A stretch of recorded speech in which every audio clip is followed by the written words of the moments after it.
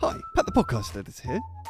Today on Knowlton Nuggets, we're taking a look back at episode 58 and the ways that you can build confidence in front of the camera, along with the positive effects that doing that can have on your business. Let's dive in. Get in front of the camera more and get used to it. And one of the lowest barriers to entry to do that, not like this is a fairly alright sized production. I'm not wouldn't expect this, but like stories on Instagram or Facebook or LinkedIn. Stories is the platform where you can create videos with your mobile phone and it stays live for like 24 hours and then it deletes. I think that's what's brilliant about this technique. So we were saying you're not going to be the best and it's a journey. So in reality, when you're first in front of camera, you're going to be average. Like you're not going to be absolutely amazing unless you're really lucky. So the good thing with doing stories is even if you're not 100% confident in how you look and how you sound and what you've done, it's gone in 24 hours. So you don't need to worry about it.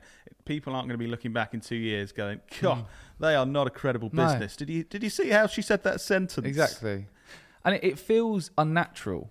Like when you first start doing this and you're staring into an electronic device, talking at it like it's a human, that feels weird, doesn't it? Yeah. This is quite easy because I can read your kind of body language and eye contact and stuff, and we're having this conversation.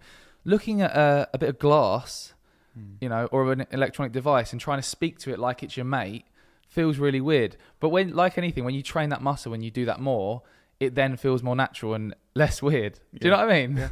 Maybe in the shower you could just practice talking to your hand. Is that your next tip, Dan? No, Lloyd, that's not my next tip. Oh, okay.